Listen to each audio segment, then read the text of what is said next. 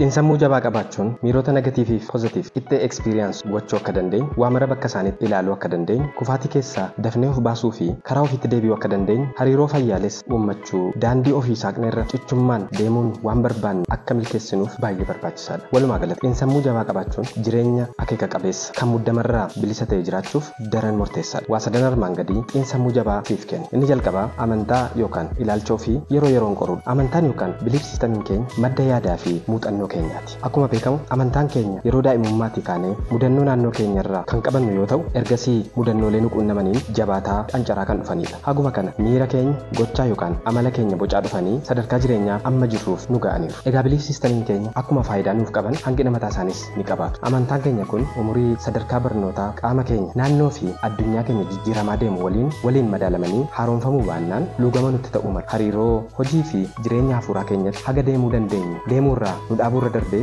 madda muddamaa dhiphinaa fi gaddabuu nutti ta'uu mala. Kanaaf yeroo yeroon gad teenyee amantaa keenya tokko tokkoon gadi fuunee qoruu qaba. Amantaa koo kamtu har'as sadarkaan irra jiru kanatti na deemsisuu danda'a? Kamtu immoo jijjiiramuu qaba? Isa kamiin bakka kamitti itti fayyadamuu qaba? Jennee of qoruu qabna. Akkas gochuun keenya nama jinuunfatee ilaalcha yookaan amantaasaaf gabroomu ta'uu dhiifnee nama xiinsammuu jabaa qabu gaafa ragaa qabatamaan dhufu amantaasaa jijjiiru, biliif siistamii isaa moodifaayii gochuu danda'u, akka barbaachisummaa isaatti laaffisu yookaan jabeessu akka taanu nu taasisa. 2. Sodaa keetti ba'i. Goota jechuun nama sodaa hin qabne tun taane nama sodaasaan wallaansoo qabee mo'atee waan fedhutti tarkaanfatudha jedhama. Egaa yoo xiinsammuu jabaa qabaachuu feete yeroo fudhu sodaa qabdu adda baasi. Sodaa muddamaati, sodaa kufaatiiti, sodaa taajjabbii namaati moo sodaa ogummaa jettu sana dhabuu kee yookaan sodaa of shakkuuti? Yaaddeen hunduu sodaa dhuunfaa isaatii ni qaba. Yoo sodaattee baqatte wanta feetu sana dhabuu kee harka dhibbaan mirkaneessite. Isa qofaa seetee hagumarraa dheessite sodaan ati qabdu daran dabalaa qancaraa deema. Boriftaanillee akka hin yaalleef. Saayinsiin xiinsammuu furmaatni waaraa waanuma sodaatan ta'anii argamuudha. Haala sodaataniif of saaxiluudha jedha. Jechuun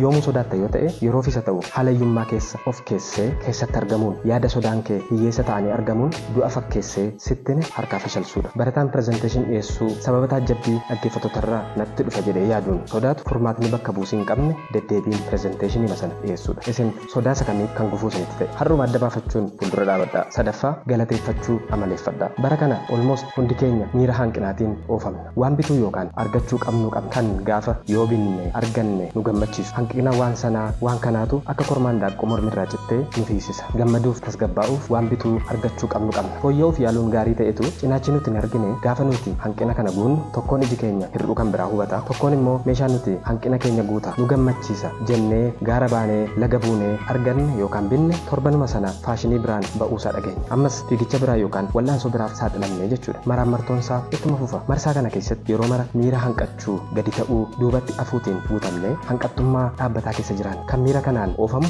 xiinsammuu jabaa qabaachuu hin danda'u. Ofii fi meeshaa adda baaseen ilaalu. Dhabni meeshaalee caba isaatti ta'a. Miira isaatiif wantoota dhufanii darbaniif hirkataadha. Silaa waan fooyya'e kan qabnu irra gaarii ta'e barbaaduun hin banne ture. Barbaachi keenya kan of harkaa qaban galateeffachaa waan argatan lakkaa'aa hanqinatu hin ta'in eebba ofii lakkaa'aa haa ta'uudha malee. Wanti nuti fooyya'aadha jennee barbaannu argachuuf dharraan akka namaatti hir'annee akka nu guutaniif otoo hin taane tajaajila fooyya'aa waan nu kennaniif ta'uudha kan qabu. Lamaan wal qixxaachuuf otoo hin taane waan nu barbaachisaniif waan nu gargaaranii fi kan bituunis kan dharra'uufiinis. Bu'aaleen qorannoo hedduun akka himanitti namootni guyyaa guyyaan hir'uu isaaniirraa ija fuudhuun guutuu isaanii quba qaban namoota amala kana hin qabne caalaa jireenya isaaniitti gammadoo quufoodha. Fayyaa qaamaa fi xiinsammuu ni qabu. Yoo dhukkubsatan dafanii bayyanan. Maarree isinis guyyaa keessa daqiiqaa muraasa fudhachuun eebba keessan yookaan jireenya keessan keessatti waan gaarii qabdan lakkaa'uu yookaan appirisheet gochuu amaleeffadhaa. Jireenya gosa kamtu eebba qabaa? Guutuu gosa kamiifin galateeffadhaa kan jettan jirtu ta'a. Dhugaadha dhuunfaatti waan isin keessa jirtan hin beeku. Garuu immoo haalli akka mammaataan kamiyyuu nama hubatee ilaaleef eebba yookaan gaarummaa namaa fidee dhufuu qaba. Kanaaf tasgabbiin haalli koo kun carraa maalii naaf fidee dhufe maal na barsiisuuf dhufe jedhanii yaaduun baay'ee barbaachisaadha. Kan biraan namoota haala isinii gadii keessa jiran illee ilaaluun barbaachisaadha. Yeroo sana waan eebbatti lakkooftan hedduu argattu. Egaa xiinsammuu jabaa qabaachuuf haala jireenya fayyaalessa ta'e kan araada hin qabne sochiin qaamaa idileen keessatti godhamu hirriba ga'aa fi nyaata madaalamaa qabu qabaachuun akkuma jirutti ta'e qabxileen armaan olii sadanis murteessoodha. Waan dhaggeeffattaniif galatoomaa nagaan tura.